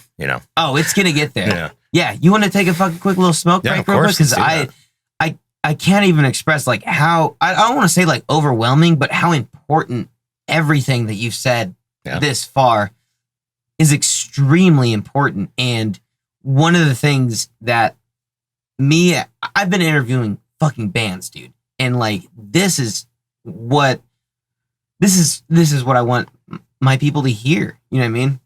That's what we want our people to hear. Well, I've got a lot of material for them, so. Dude, absolutely. Yeah. And I know we're going to go into a little bit deeper about how you've come out of this and become something else, but why don't we take a little piss break? We're going to take a little small break to take a pee and have a quick cigarette maybe, chill for a minute, because this is some heavy shit, and this is extremely important.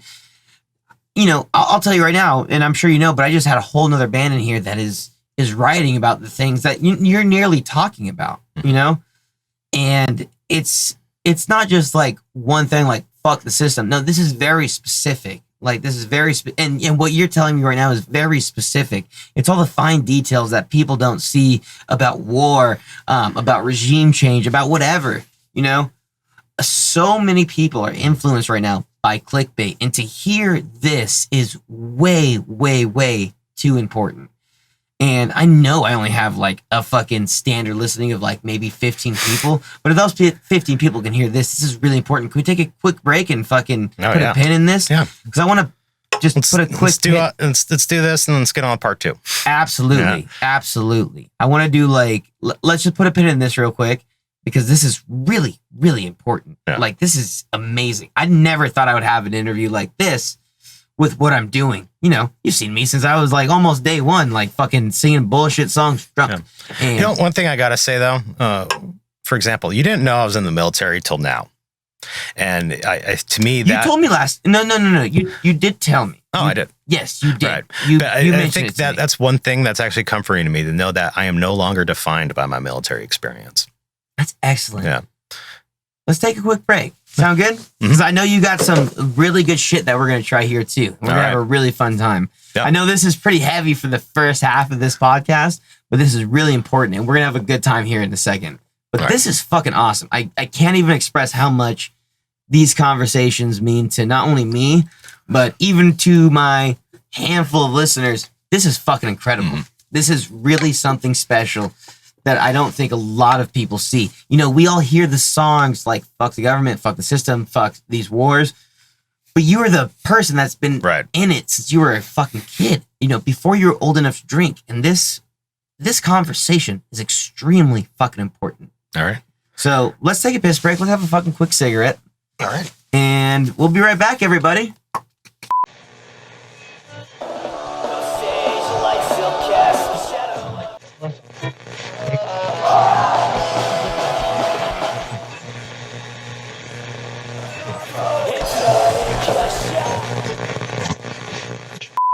And we are back. Talk about some crazy shit. First of all, it was so crazy I had to fucking pee. But I don't want to drift you off too far from your stories. And listen, you're coming back. There's no way. No, definitely. Yeah. We have a lot to talk about. And I want to, I know there's a whole lot of fucking gaps in this, but I kind of want to fast forward into. Yeah. So let's get. So I got out of the military, all right, and I moved in with. Hold the fuck! Someone answer that. All right, I'll start. So I got out of the military.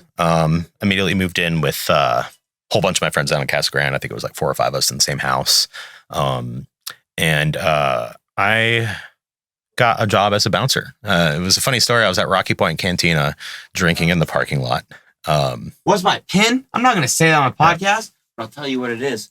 Hold on.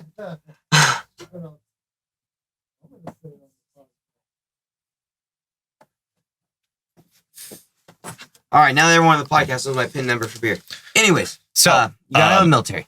Right. So one day, me and Christopher Williams, he's around. He's a friend of Justin Waltrip's. I've known him since I was like in third grade, I think. Shout out Justin from School Trip. Right. And so me and him go to a Calabrese show. Calabrese is this horror punk band that went to the same high school as me. That was like the first concert I ever went to.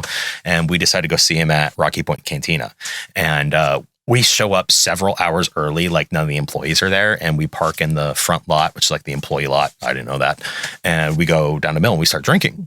And then we come back to our car and like the front parking lot is like gated off and like there's tour buses in there. We're like, oh, well, we parked in the wrong spot, but oh, well. And so we go back to my truck and we try to drink like this Bud Light Strawberryta or something like really sneakily between the cars, right? The heartburn car drinks. bar in it. Yeah, right. Yeah. Oh, yeah. God damn, the heartburn is bad. Oh, but ridiculous. Yeah. So, all right, me and him like pound this thing real quick. And he's like, where do I put it? I'm like, just put it underneath the truck. And he's got like a fake ID. And by the way, this fake ID, like this guy, it's like 5 to 10 years older than he really is. The height's off. I don't know why anyone is letting this guy into bars, right? But like I tell him to put it underneath the truck and he starts like shoving it underneath the tire and it's making all this noise. And I'm like, dude, what are you? And I just start walking away because I know security, it's making noise, right? And so I walk away from him like I don't even know him. And he runs to catch up. He's like, oh, there you are. And I'm like, oh, God damn it. And then immediately like that security guard walks over to the truck, picks up the beer can and comes over to me. And he's like, hey, motherfucker. And like, you can't be drinking in my parking lot. And I'm like, oh my God, I'm so sorry. You know, all that. And, you know, he lets us in. And then like later that night, like after the show, I'm leaving. He's like, hey man, it's like, you like metal? And I'm like, yeah, I like metal. He's like, oh, I got some big metal show coming through. I could use some big guys. You want to be a bouncer? And I'm like, yeah, sure. Right. And so I start working at Rocky Point Cantina and like this was perfect for me. Right. And for several reasons. One, like I wanted to be involved in music. All right. My brother was into music. Like in high school, he played in metal bands and stuff like that. And so it was always like, because I mean, I see you at all the shows, right. You know what I mean? So, yeah, like, so music was a part of your life. I've been going to concerts since I was like 14. You know, it started off with like my first ever concert was him. His Infernal Majesty. Dude, first of all, like I don't ever doubt him. Like, I had never even seen him before. Actually, I had never even seen him before. Actually, what happened? Keep talking. I'm gonna grab some shit out of your cooler that we're gonna try. Yeah. By the way, keep talking. Yeah. So what happened was, what were we just talking about? Him. Yeah. My buddy wanted to go to see him, and his parents wouldn't let him go alone. So I went with him when I was like 13 or 14. That was my first ever concert. That's a monster. Oh. Yeah. But anyway, so yeah, I went with him. That was my first ever concert. And then other than that, it was I went to a few Calabrese shows when I was a kid. And then my brother Ryan played in this band called Carnage with a K. They were really good. Like they were on Alice Cooper's Christmas Pudding way back in the day for doing like a metal version of Carol of the Bells. So like I had always been wanting to get into local music, right? And so like this was perfect for me. But not only that, is the reason I was going to these concerts when I got out is because I did terrible with crowds. And it was like exposure therapy. You were terrible with crowds. Terrible with fucking crowds. I was so nervous. Like I would only go grocery shopping at night. I'd go grocery shopping at midnight because I was so afraid like a suicide bomber was just gonna jump out of the watermelons and blow up. You know, like I was on edge like all the time. Pedophile shopping. You're way too cool to do pedophile shopping. All right, one funny story about me when I first got back. I was so excited to eat all the things I'd never eaten, like when I was overseas, and I'm like, yeah, I'm gonna go get some peanut butter and jelly, like because we didn't have PB&J over there, you know. But like, so I'm like at the grocery store, and I'm like reaching out for this jar of pickles, and I'm like, oh man, I haven't had pickles in like a year, you know. And the fire alarm goes off, and I lose my balance and fall over.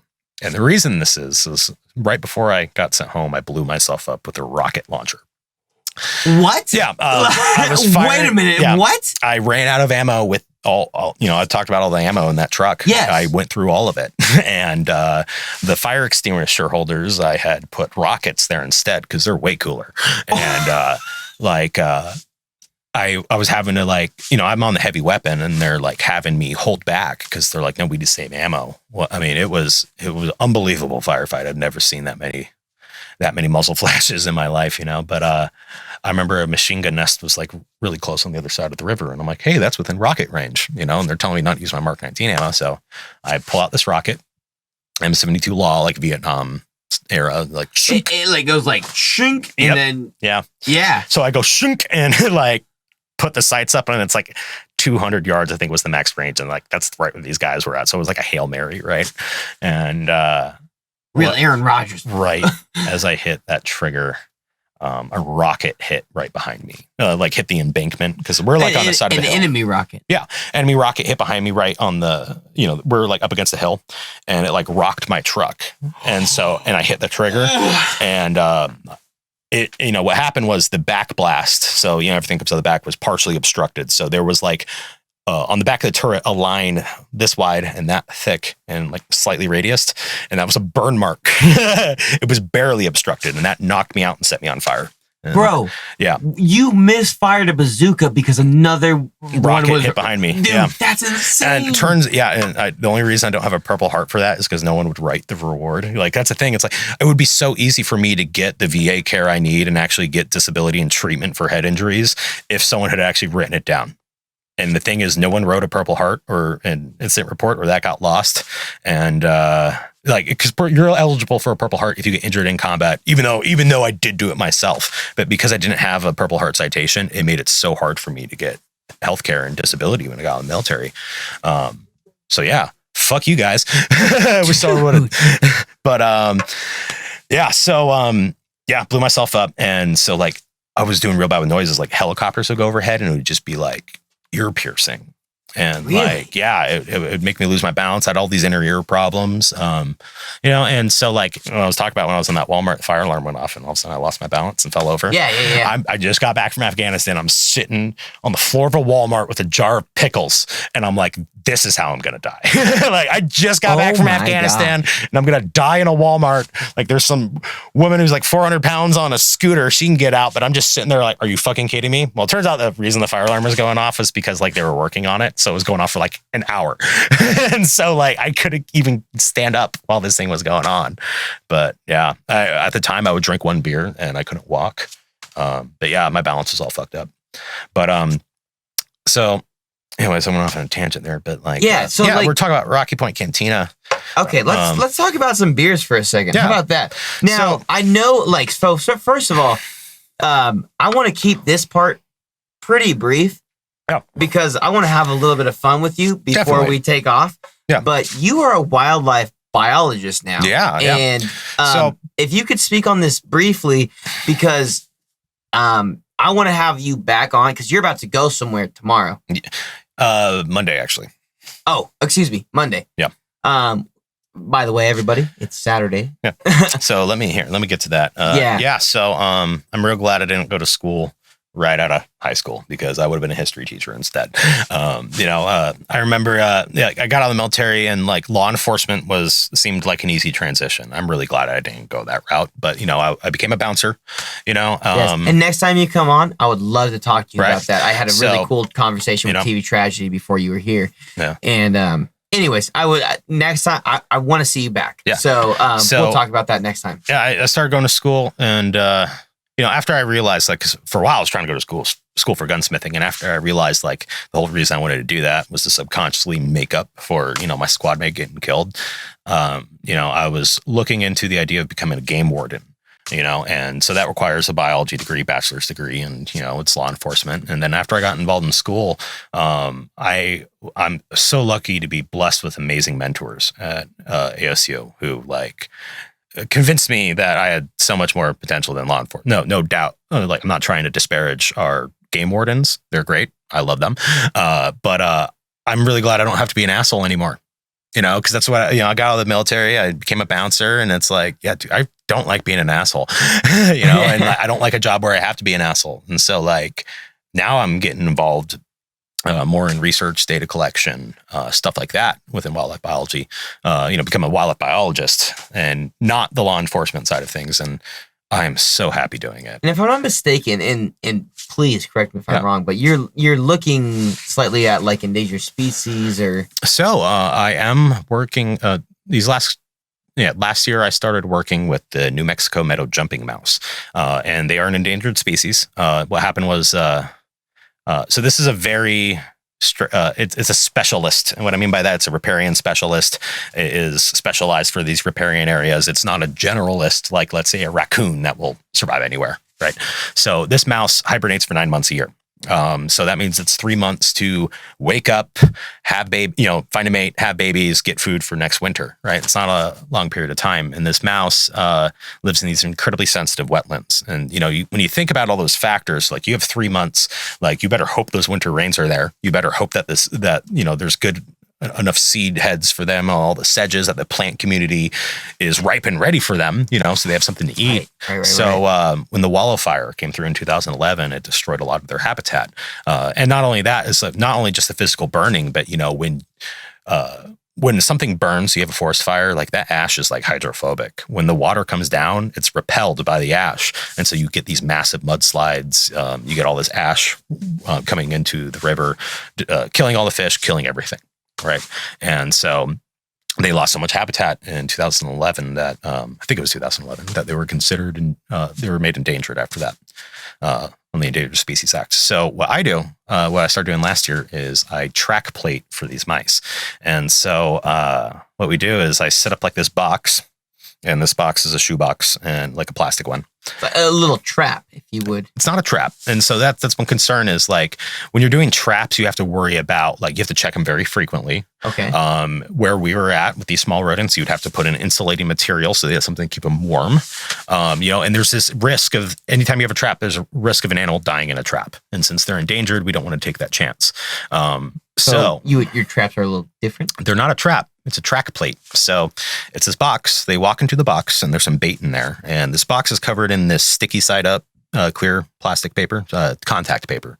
And we have an ink pad. And that ink pad, we use mineral oil and carpenter's chalk. And we make this, ink for all intents and purposes. And it's non-toxic, so we don't have to worry about that. And it's non-permanent, so it will come off. But they come in there, they eat the little oats and peanuts we leave for them, and they leave footprints. And it is hard to identify rodent tracks, but this mouse is special in that it has 3 diverging toes like this. It looks like a bird foot. And so that's what we do is we set out 80 of these things along a stream and for 3 days. And so like, that's another thing is like we send out 80 traps for 3 days. We might get 1 print. And, and that's because the detection probability, which is the probability you're going to find it if it's there. Apparently our detection probability dictates that for this to be effective, we need 80 plates, 3 days. And sure enough, the first time I ever found a mouse, 80 plates. On the 3rd day, I found 1 footprint, and so it's a trap shy mouse. So it's rather difficult to track for this thing. And I think the detection probability might be actually lower than we think because, for example, one river that we had never found them on, but had been looking for years and years, I finally found that mouse on this particular river. And it's got to have been there the whole time because depending on the watershed, like there's no way this mouse like recolonized from Arizona for a mouse to get there via river because, they expand along these wetlands. It would have to go several hundred miles in New Mexico and back. So this may very well be a new population of this mouse. And it's had to have been there this whole time, right? Well, we've been checking there for years and years. And this is the first time we have any evidence of a mouse there.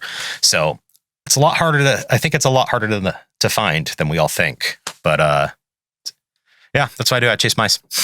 But so much more than that. My first year really getting involved. I remember I was trying to land an internship and I didn't. And luckily, having this disability from the military, I had some financial freedom to be like, well, I'm going to take the summer off and I'm just going to volunteer because I couldn't find an internship. And I saw this flyer from the Arizona Elk Society, I don't know, some elk organization here in Arizona.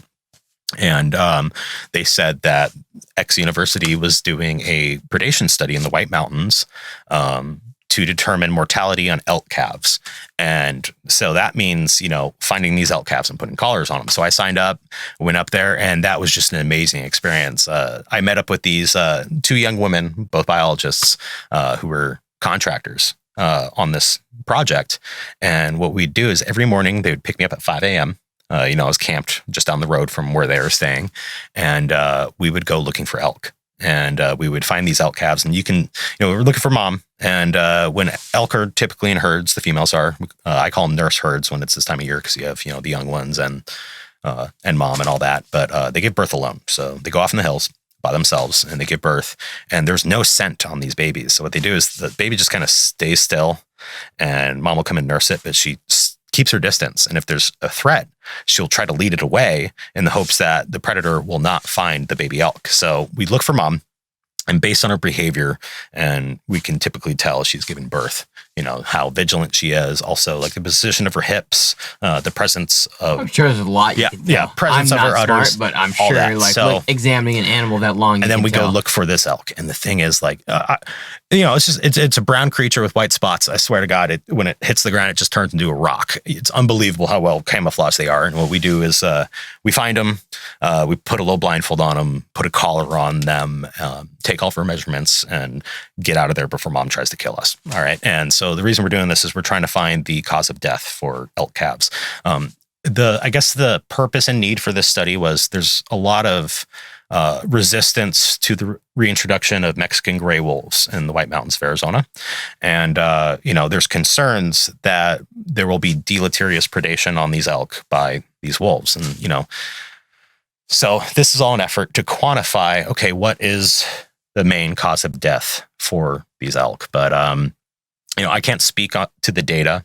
I'm not buying the whole, narrative that the wolves are killing all the calves up there, and there's not a lot. But what is really, really just depressing to me is the drought we've been going through. When we do these mortality investigations, because these collars, after the animal hasn't moved for several hours, it gives off a double beep. So when you're like listening for an antenna, like what you do is like we'd be tracking these babies every day. I think like 40 individuals my first year. And it would take all day, 18 hours. And we're just riding around and I have this H-shaped antenna. I'm hanging out a car window with it. And pretty much I'm pointing it around. And whenever it's pointed in the right direction, it beeps louder. And so the Alien movie or whatever, that first one was Right. Yeah, they lied to you. It doesn't get faster. It just gets louder. It doesn't go boop, boop, boop, boop, boop, boop, boop. No, that doesn't happen. It's just one beep every second and it gets louder. So it's rather hard to do it. But if the animal hasn't moved for a long period of time, it'll give a double beep. And that's called a mortality signal. And so when we find mortality signals, that's okay. We have to go out there and find out what happened.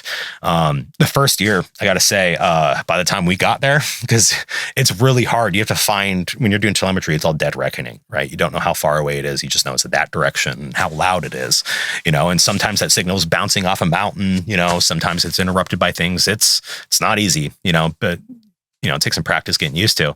Well, by the time we get there, we can't tell what's killed this calf because let's say it was killed by let's say a mountain lion. And if that were the case, you would probably see the mountain lion would probably eat the organs, go for the liver, stuff like that. Of course, the most essential things to survive. Yeah, well, mountain lions they love going for the liver and the organs. But if it was something like a bear, they're like that's the thing. If a bear gets there later, there's going to be nothing left. Anything like our black bears. That's what we have here in Arizona. They are they're relatively vegetarian. Now they're opportunistic carnivores and scavengers. They're going to eat whatever they want, whatever's available to them. Here in the desert Southwest, just the Southwest, I guess in general, they're largely associated with acorns, like oak trees. That's their shit. Yeah, and I guess there are some studies that try to quantify density of acorn and if there's any ability to index black bear density off of that. But pretty much wherever you see oak trees in Arizona, you can consider that bear habitat. But yeah, so like if a bear gets there though, if a bear gets to that calf and they have a really strong nose, bears just tear it apart, right? Like we would find nothing but the eye sockets and a portion of the skull. They would break open the skull to eat the brains. That's all fat, chew off the nasal cavity. So like that's the thing is by the time we get there, there's not much left. So the years after that, they were utilizing GPS collars, so we know much sooner and exactly where we are, and to the point where we can send a helicopter if we want to. There's a ton of funding behind the study, but we get out there, and the thing that's really depressing is drought. I think is probably going to be the leading cause of mortality. And I can't say I haven't looked at the data, but we're cutting open a lot of these elk calves, and there's no exterior trauma to them and there is no fat on their liver. And that's just telling me that they're incredibly undernourished. And that that's to do with the drought we've been experiencing. And I was just up there a few days ago, drop off some gear before I move up there. And it's looking really depressing. I really wish we had a better winter rain. And I'm really hoping monsoon season hammers up us, and I'm going to regret saying that. Well, first of all, you've dude, you've given us, first of all, thank you. Yeah. Thank you for everything. This is probably, I've got to interview some of my favorite people, but this was absolutely fucking different. This was really, really different. And I know we have a lot more to talk about. We do. And I want you to, I know you're leaving tomorrow. Yeah. Or in the next couple of days. And I know today we covered a lot of your military background and stuff like that, which I'll be perfectly honest, like wasn't my intention for the this interview, but it was the most necessary. This is a wonderful surprise. Dude, this was the wonderful surprise for sure. Yeah. And next time you're coming back. Like, listen, you're coming back. Whenever you come back, I need to fucking know. You need, like, we're going to go do dinner. I don't give a fuck what it is. Yeah. But, like, I want to get more on this wildlife biologist side of you. Yeah. That the fact that you fighting for so much freedom and then you choose to do this, I don't know what it is, but like putting those together, I'm like, holy fucking shit. It really means a lot. So after the military, I transitioned and I became a bouncer, and that was a good exposure therapy for me, being around crowds, being social again. And I really credit that with that making me a sociable human being again and not living in a van down by the river. But it was through that, and getting involved with the local music scene that I met Justin, that I met all these other people. Dude, and it's no offense, but it's so cool to you. Like, we've barely talked about music and I only know you through music. Right. And this is the first podcast that I've done where like I really don't have to talk about music. Right. And like that's how we know each other. You know what I mean? Mm-hmm. And I don't know. Hey, like, music brings us together. It's so crazy. Like, especially you being a veteran and then you being this person trying to save species and a part of the world that no one knows about. You know what I mean? No one knows about the fucking birds. No one knows about the New Mexico meadow jumping mouse. Dude, thank you. Yeah. Like, you know what I mean? It's not a charismatic species. Yeah. Of course. But I want you to go do what you're going to do. And I want you to come back. I want you to come back. And so we can talk about something a little, now that my audience is going to know a little bit more just about you. Next time you come back, I really want people to know a little bit more about like your, I don't know, cause or whatever it is. That what you're doing right now is something I've never heard, at least in my lifetime. I've never known anyone personally to do what you're doing. You know what I mean? Like, I've seen people like, oh, I'm donating to the Tiger Foundation so, Joe Exotic can get out of jail. I'm like, get the fuck out of here. Well, you know what I mean? So like, I got real lucky. One, it's like I saw the opportunity and I jumped on it. And my first experience, was doing this elk capture and stuff like that. And that is what opened up doors to me because, it's too bad, but it rings really true. It's about not what you know, but who you know. And by networking with these people and getting to know them, that's what got my foot in the door to all these opportunities to work with wildlife. And, at the end of the day, though, that is important. Like, if we're going to be working with each other in the woods for weeks at a time, like we should probably get to know each other, before I hire you, But, so through volunteering is what gave me the ability to network and to jump out on these opportunities. And the thing is, I show up to all these projects and like, I go out there, I kick ass and I love it. And the thing is like, this is not a field that pays a lot. Like I just got hired on for this summer. I am making $14 an hour. I can make so much more money at Wendy's, but at the same time, it's like, I don't care about money. I realized a long time ago, money was never going to make me happy. So I'm not going to try so hard to make it. I think I'm realizing the same thing now too myself. And next time we talk, like I would love to get into that. Mm-hmm. But the one thing I want to do to end off on a good note, I'm going to try some of these fucking. Right. So what are these? So these are beers from Athletic Brewing Company. These are actually all non-alcoholic. So trying to remember how I initially turned on to these guys. Local bar, Timeout Lounge, I guess, was carrying one of these as a liquor promotion. And it's the first non-alcoholic beers I've had that I've really, really enjoyed. So this is one of my favorites. This is Run Wild IPA. Pass me that blue one right there. Yeah, pass me that. Let me crack that open and try this shit. I'm trying all these right now. I'm going to try this blue one, this orange one, and that yellow one right there. I'm going to try these. So, that one's one of their IPAs. And what I love about it is that it actually tastes like an IPA. There's a lot of non-alcoholic beers out there, and I'm not disparaging them. Oh my God. Yeah, that tastes like an IPA. That tastes like a real beer. This tastes like real. Give that to Austin, or try it yourself, Jeremy, if you want. Yeah, we're not afraid of right. We do all our shots and shit like that. But dude, that tastes like real beer. Give that to Austin. I mean, it is real beer. I mean, it's just got less alcohol. It's like 0.05. You know, It's like 0.05. but yeah. Austin, what do you think about that, bud? These guys have definitely figured It's it not out. bad, huh?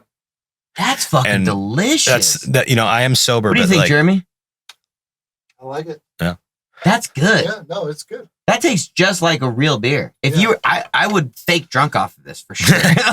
Oh yeah, that would be a fun one to This do that is the with. hazy IPA. Okay, Yeah. what's that one? That orange can. That Let me one's pop that definitely open, my Jeremy. favorite. So this is your favorite, this orange one. Definitely. What is it? I'm an IPA guy. That one's Free Wave, I think. Free Wave. No, yeah, that's Free Wave. Yeah. Let me try that, Jeremy. Grab that over. No. So Hold on, Jeremy's got to try it one more time. So yeah, Trying to figure out I was what always like better. a big craft beer guy, and that was something that was hard about drinking. Like, it wasn't hard quitting drinking, but it meant getting rid of a hobby, which was craft beer, right?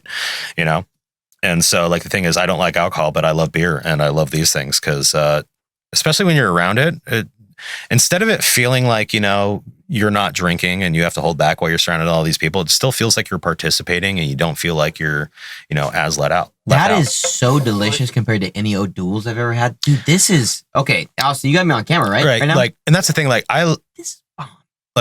I don't want to disparage non-alcoholic beers. And the other thing, that's something that's really kind of exploded in the pandemic. I've been noticing a lot more of them. Yeah, I'm not going to like disparage anyone else's non-alcoholic beer because I'm like, hey, everyone should try it. Like Heineken 00, for example. That one's a great one. Tastes just like a Heineken. Yes. If you like Heineken. Yes, it does. Yeah. But like these guys Dude, these are are hands down fucking my favorite. delicious. Yeah. This, you could seriously give this to me and like I would fake being drunk off this. I Yeah. mean, it's that good of a fucking beer. That is bomb, dude.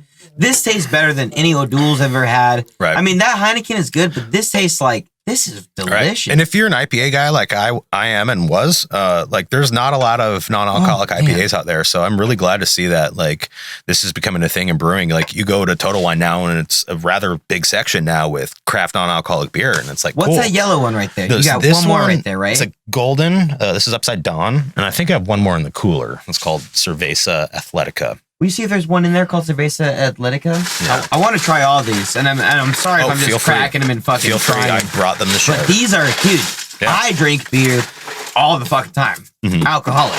You saw me here getting drunk here earlier. Another thing is too, like, so like I used, I've always been into working out, not constantly. It's not like I'm going to the gym every day. Well, first but, of all, like, if anyone's just listening, Yeah. I haven't seen this guy in probably over 2 years or so. This man looks different. I'm Yeah. going to tell you that right now. You look great, Yeah. dude. I You look mean, fantastic. at my biggest, I was probably Is this it? Is this the other one? yeah, Cerveza Okay, Athletica. okay, Cerveza Atletica. That's a I got good to one, try too. this one too. And they're all great. But like one thing I noticed was like I quit drinking for like 6 months way back in the day, and it had nothing to do with alcohol and like me being an alcoholic. It had to do with that's gonna fuck with my deadlifts tomorrow. Because like I was getting really into working out. I lost like 100 pounds in 6 Dude, months. you look fantastic. I have this not was, this seen is you. way before you met me. Dude, You I should don't have give seen a Fat fuck. Tyler. I'm just saying right now, you look Yeah. fantastic. You look Yeah. really, really good right now. Whatever you do, it seems like you're dedicated. Right. Well, one thing that I really noticed is like, all right, you drink and you try to go work out in the morning, work out hard. Alcohol's really going to fuck with you.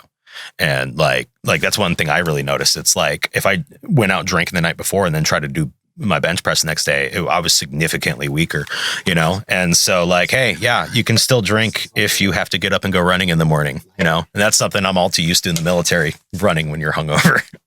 So, Dude. Yeah. Okay. I don't First of all, even- these are all really bomb. I am like, as a non-alcoholic beer, like, I thought O'Doul's were whack. You know what I mean? Like, I had no O'Doul's. I'm like, first of all, this tastes like a shit beer. I used to talk so much crap about non-alcoholic beer. Like I treated it like turkey bacon, right? This is the way. Like- This is the way right here. Yeah, dude, like not bad. you guys figured it out. None of these are bad. That's what we're going to start giving you for the podcast. Right. Now you're less Oh sloppy my on the God, air. dude. No, joking. You know, if you mix this with a little bit of caffeine, I would be easily convinced. Before, like, just a little bit of caffeine, like before on stage, like, hey, take this beer. And then, like, I go on stage, I'm like, I thought I was drinking beer, but I'm just a little bit more amped. Yeah. Dude, these are awesome. Yeah. So what's this company called? Athletic Brewing Co. So yeah, Like that was the thing is like I always that was one of the hardest things for drinking for me is I miss craft beer so much, and it's like now after I have this, it's like I don't feel tempted to go back to alcohol at all. I have my vice still, and it doesn't get me hungover. So I'll just drink this from now on. Tyler, thank you so much for coming. Mm-hmm. I could talk to you for fucking days, and I want you to come back. When I thought you were going to come on, I definitely thought we were going to talk a little bit more about birds and trees and shit like that. Oh, yeah. The conversation that I got today was more than I could have ever asked for. I'm not going to lie. This is exactly what I wanted. And I really cannot thank you enough. I haven't seen you in so long, dude. This means the world to me. Well, I'm so happy to see you. I am really good at talking for hours on end. So I would love to be back. So just I really want you back.